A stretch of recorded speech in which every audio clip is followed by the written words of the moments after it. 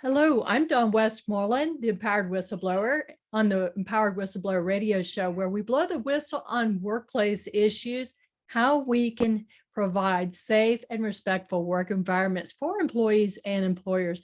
Today, I have Samuel Levine, and he is a professor of law. Welcome, Samuel. Thank you, Don. Yes, I have had Samuel on I've interviewed him before. He's been on the radio show, WPVM FM 103.7, the voice of Asheville, coming from the Blue Ridge Mountains, Asheville, North Carolina.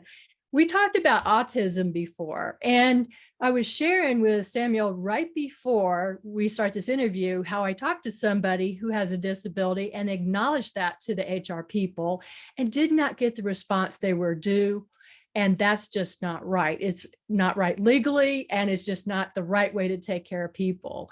Samuel, what do you have to say about disabilities in the workplace?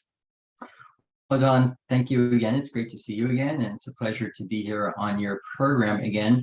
And I think you're exactly right. This is an issue that has to be at the forefront of employment issues, of employment considerations, and more generally, a social issue we have to better appreciate and better approach in our understanding of societal needs, individual needs, employment needs.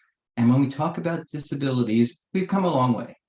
You mentioned the legal aspects of employment, and we do have the ADA, the Americans with Disabilities Act. We recently celebrated 32 years of that act.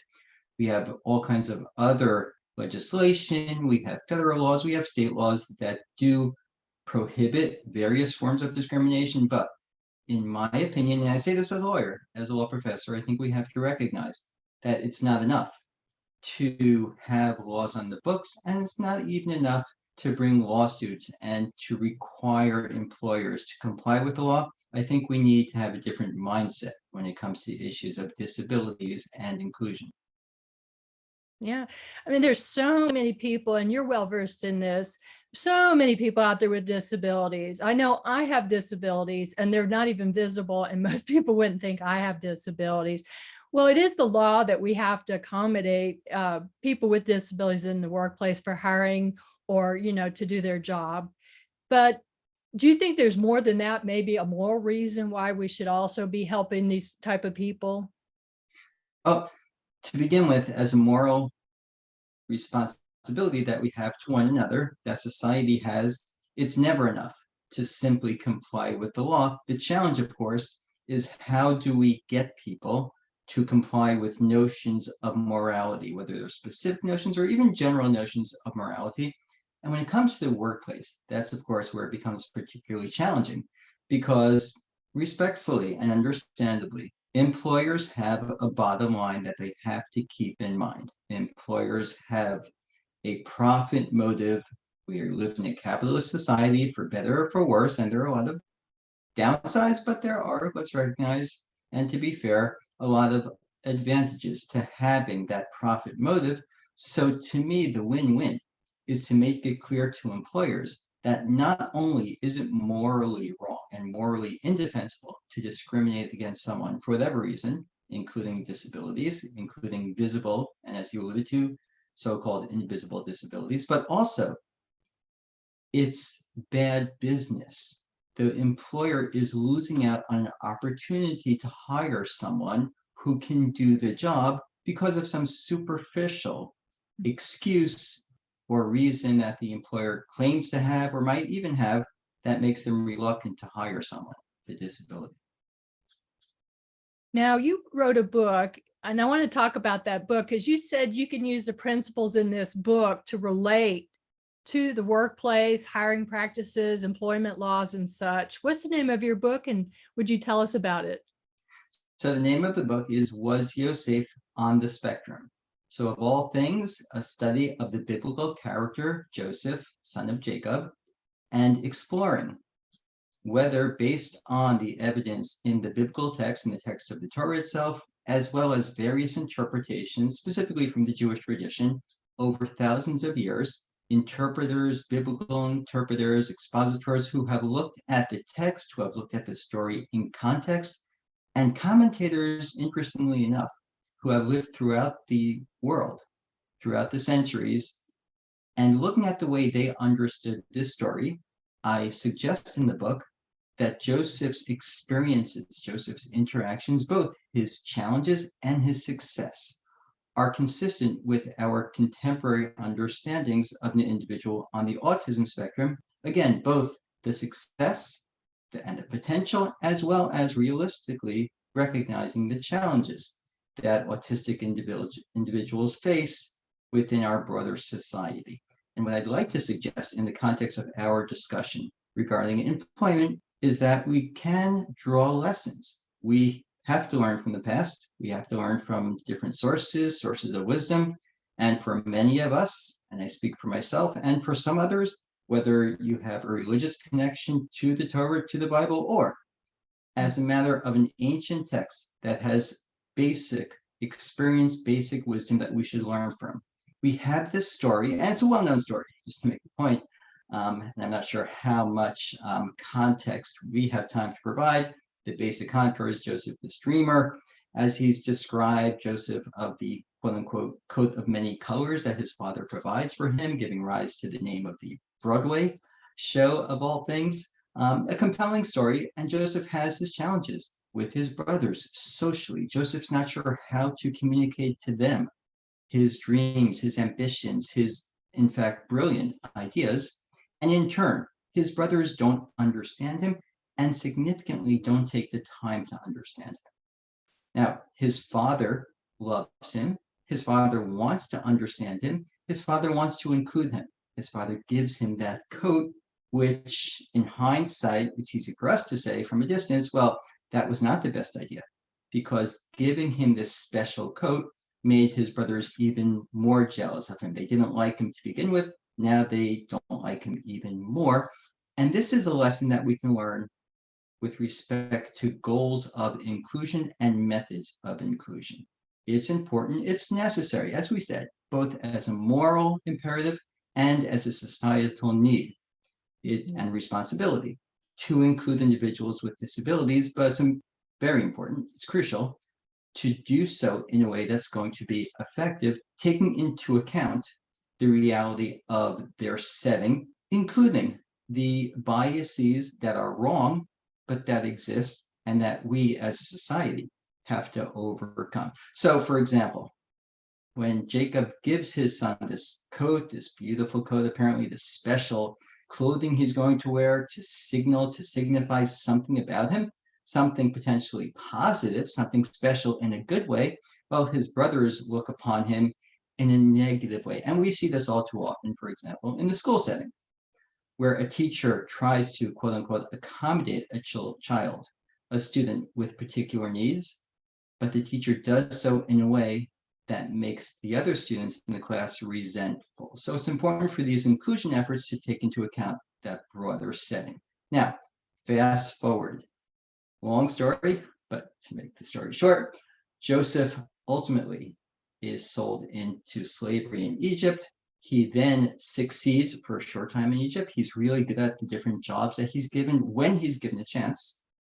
He has these gifts. He's very good in particular at analyzing, at organizing, and ultimately he's seen to be very good at having not only his own dreams, but having the skill of interpreting the dreams of others. So this is kind of his special skill that he has. Now, again, long story short, Joseph's imprisoned, wrongfully accused and convicted, you might say, of something where he was actually the victim, but as a result of what seems to be both the evil, per se, intentions of others and the social inabilities, the social limitations that Joseph has of understanding his surroundings and defending himself, he winds up falsely imprisoned, wrongfully imprisoned. He winds up with others who have been imprisoned. They have their dreams. They were formerly royal servants. He interprets those dreams brilliantly.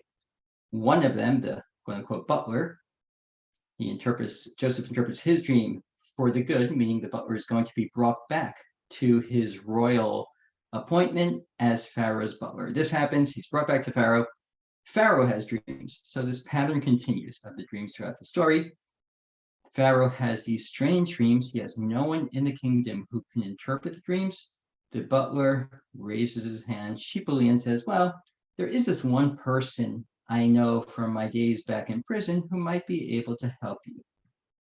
Now, what's fascinating about the course of events at this time, there's a lot of fascinating aspects to the story, but in particular, it's somewhat puzzling why it is that the butler takes so long to bring Joseph's skills to Pharaoh's attention. And putting this in contemporary terms, you're in the workplace, your boss says, we need someone to do this particular job. You happen to know someone who has that exact skill, who's better than anyone else. The boss says, I need a coder, I need a computer programmer, I need someone who can write copy. And you happen to know someone from whatever your past background was, from whatever scenario it was in, you know someone who can do that job. You would imagine, you would expect that you would jump up and immediately volunteer to your boss. And you take the credit, of course. Once the boss hires this excellent employee, it will serve you well in the employment setting. Yes. The reason in my reading the butler is reluctant to do so is because although Joseph does interpret the dreams perfectly, although Joseph has demonstrated the skill that he needs for this particular job, the job is interpret Pharaoh's dreams. The problem, the issue, the concern that the butler has is that the manner in which Joseph communicates with others time and again is different, is, we might say, socially deficient, doesn't fit the expectations of the listener.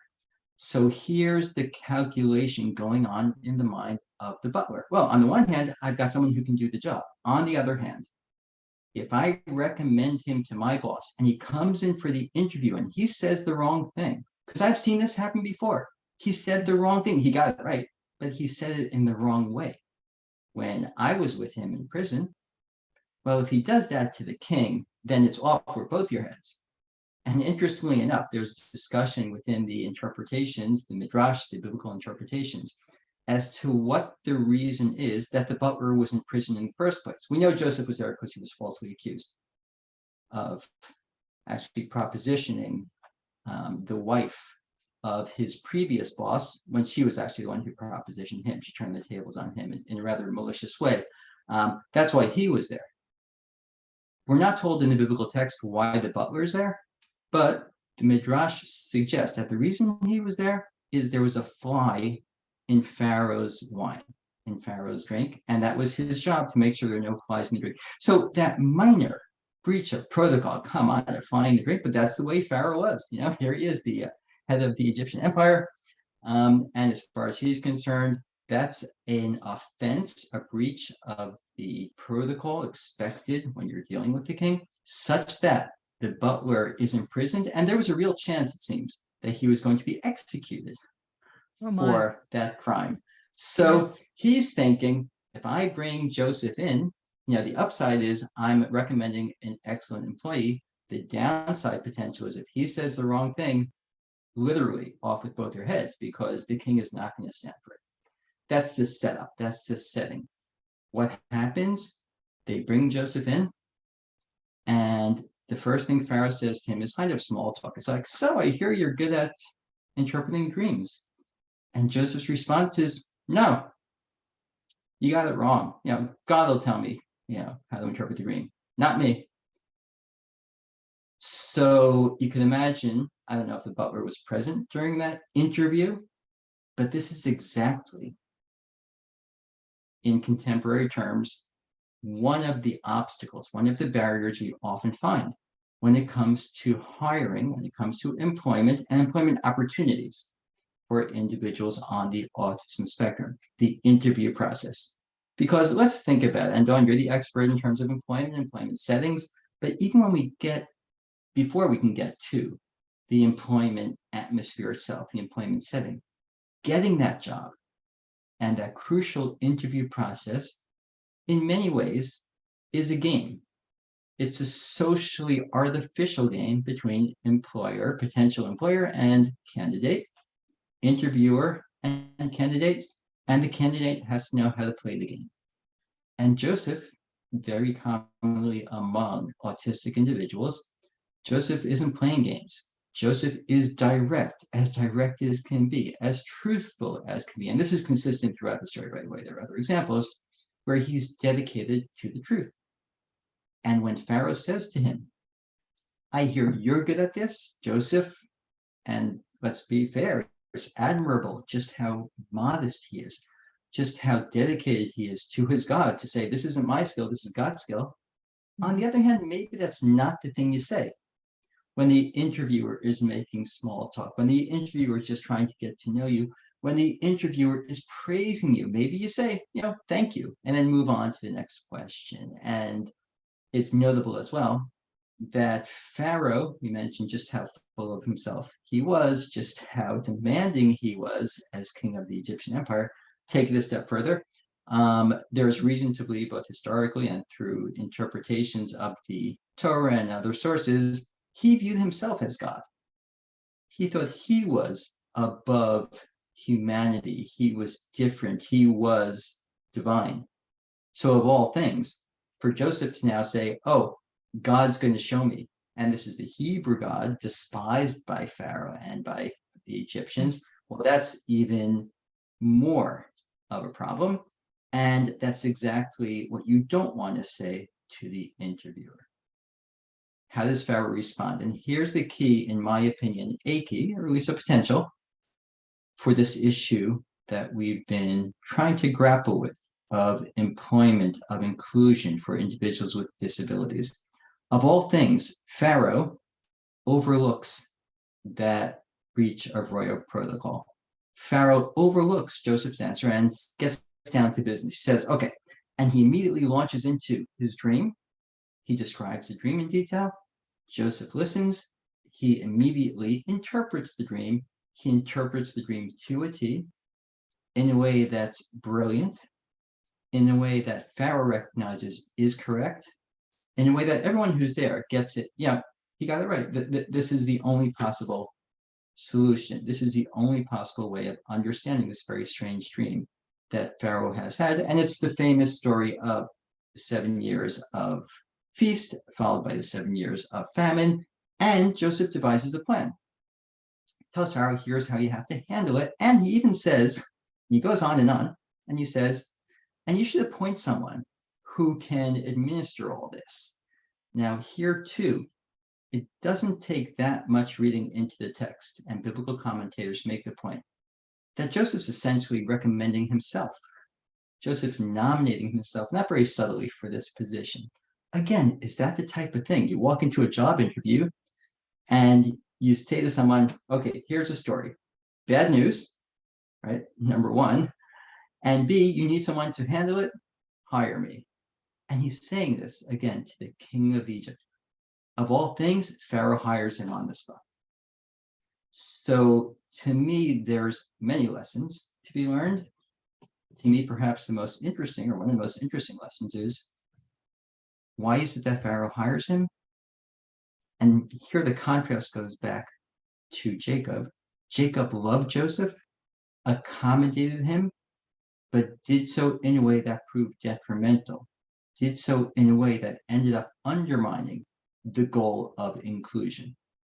What Pharaoh does is he thinks, how can I use, and I employ that term advisedly, how can I use this person for my purposes? As far as we know, Pharaoh had no love for anyone except for himself. Pharaoh had one goal in mind: to maintain his power over the Egyptian empire. He hears the bad news and he understands this is real. This is going to happen. I need someone to help, and you're the person to do it. And I have no love for you, again, or for anyone else in particular. I don't really like you necessarily. I don't like the way you spoke to me. So I have two choices. Can I nitpick? Can I say, well, I didn't like the way you phrased your answer. I don't like the way you communicate. I don't like the way you look.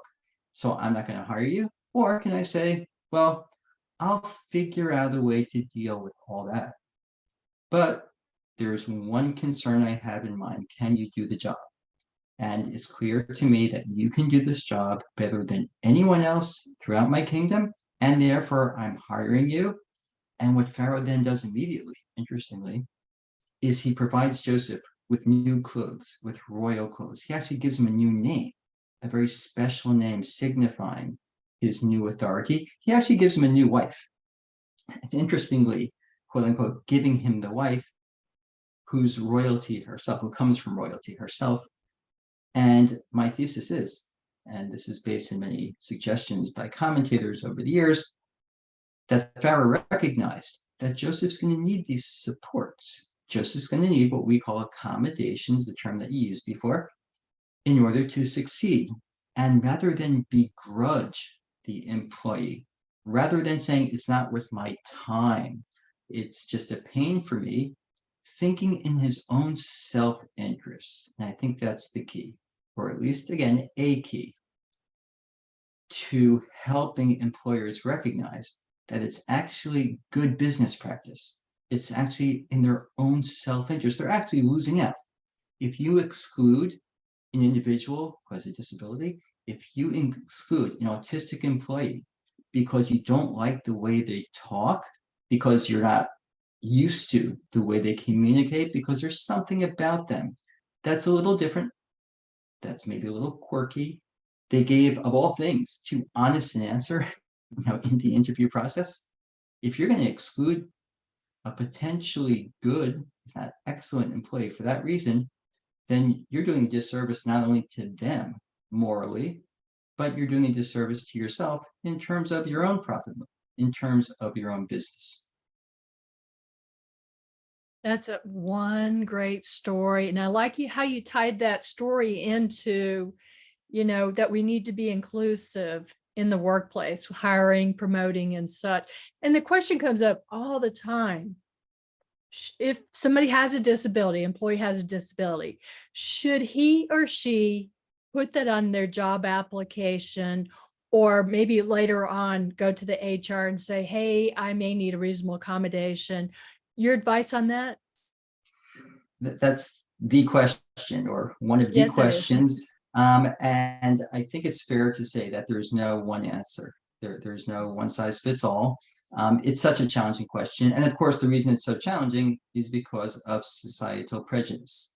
We wish we didn't have this question. And I, like you, I appreciate so much your program. I organize events from time to time regarding specifically these issues of autism and employment, disability and employment. And the disclosure question comes up all the time. And I've heard so many different stories on different sides of the issue. Sometimes disclosure works. It often depends on the sensitivity and understanding. And to take it back to the story of Pharaoh, the wisdom of the employer. Is the employer smart enough to realize that if someone discloses a disability, well, that demonstrates A, their honesty with you, their sincerity, which is something you would hope you'd look for in an employee, and B, by all means, it should not be a reason to exclude that individual, because the focus is not on what limitations or accommodations someone might need. The focus for an employer should be on what strengths the person has, on what their ability is. Bottom line, can they do this job? And when we talk about issues like accommodations, I sometimes make the point that employers, unfortunately, sometimes tragically, have this vision of, wow, this is going to be really difficult. Wow, I can't imagine how much this is going to cost me, or how I'm going to have to change the workplace to quote unquote accommodate this individual. The reality is, employers accommodate people in all kinds of different ways. And it's that mindset I sometimes suggest, well, let's think about an employee who, a candidate, goes to the interview and they're as smooth as can be, right? They say everything in the right way. That famous last question when they say, what are your weaknesses? And whereas an autistic individual might actually be honest and tell the interviewer some of their weaknesses. We all have weaknesses, we all have challenges, and they may describe some of those challenges they have. Well, the real answer, quote unquote, that we're supposed to give is, oh, my weakness is I'm a perfectionist. My weakness is I work too hard. My weakness is I'm going to stay in the office till I get that job done. And of course, that's not a weakness. That's just your way of praising yourself. Well, that employee is really good, that candidate is really good at interviewing. It says nothing about whether they can do the job. It says nothing about whether you want this person to be around you in the workplace, because you may find out that they were really good at finessing that question. Well, they're also really good at finessing other questions like, where's that report I told you to do? Oh, and they have some excuse, some reason, some explanation for why they did a bad job or didn't do the job. Or even worse, they may be someone who walks around the office, undermining other people, backbiting, gossiping, taking 3-hour lunches. And I don't want to stereotype, but broadly speaking, I think it's a fair generalization to say that many, not most autistic individuals will do the job with that dedication, will do the job in an honest, fair, appropriate way. So rather than hiring based on the interview, or the interview skills, I should say, let's hire based on the job description. Let's hire based on whether this person has the necessary skills, whether they have the strengths that will allow them to do the job. And that's what Pharaoh did. He listened to everyone else in the kingdom, and they were all giving him answers about what his dreams mean.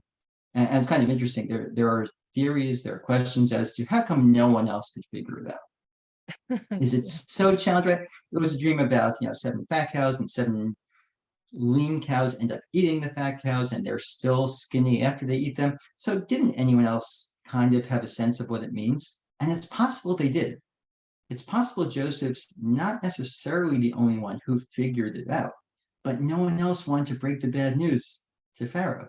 Because who wants to walk into an interview and to say to a potential employer, I've been looking at your company and you've got problem A, B, C, D. And if you don't do this, if you don't take the following action, your business is really going down the tubes. That's what Joseph said. But you know what?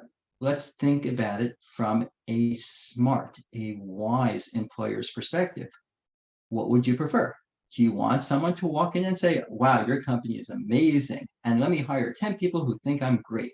Okay, so that'll be a short-lived victory, but there's this problem looming out there that no one had the guts to say. No one wanted to break the bad news. And that might be what happened, that the other servants and these wise individuals, supposedly, and Torah talks about even these kind of magicians, sorcerers, whoever they were, no one wanted to say to Pharaoh, oh, by the way, there's going to be a famine, because they figure he's going to take it out on them, blame the messenger. But a smart employer, we would think, of all things, would embrace the opportunity. Someone walks into your business and says, I've spent some time analyzing your business. Not I read the glossy brochures and I can tell you all the great things that you've already told the public. I can spit it back at you. Someone actually took the time to think differently, to have a different perspective, notion of neurodiversity, a different way of looking at the world, a different way of looking at your company. And based on that dedication to looking with new eyes, with a different perspective, and a dedication to the truth, that candidate tells you, well, this is an issue. And rather than take it out on the candidate, rather than blaming the messenger, a smart employer would think through and reflect on that and say, if it's correct, say thank you. You're the person I need for my job, because there's no one at my workplace. Again, whether they just were too timid to tell me, whether they thought that it's not politically wise, and they've played that game. And this goes not only to the interview, but to the workplace setting itself, where so much of our employment, and you've spent so much time in this, Dawn, so much of our employment atmosphere is based on getting ahead by either going along or by putting other people down, or by praising the people who have the power. And, there's certainly the social aspect, but let's not let that overwhelm the benefits that we have when someone is dedicated to their job in a truthful way, in an honest way, and in a way that's actually beneficial to the company.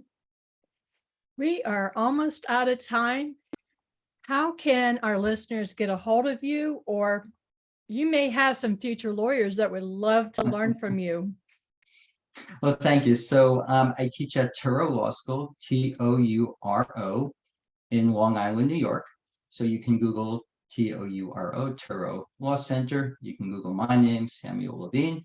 And I'm more than happy, my contact information is there. I'm more than happy to talk to potential law students. It's a terrific school. And if you're interested, whether you're from New York area, whether you're from beautiful Asheville or the surrounding areas, we do have some students who come from all over the country. So I'm more than happy to hear from you and to have those discussions. Thank you, Samuel Levine, lawyer, also professor of law. To our listeners, stay empowered. Thank you, Samuel Levine. We appreciate you. Thank you, John. Real pleasure. All right.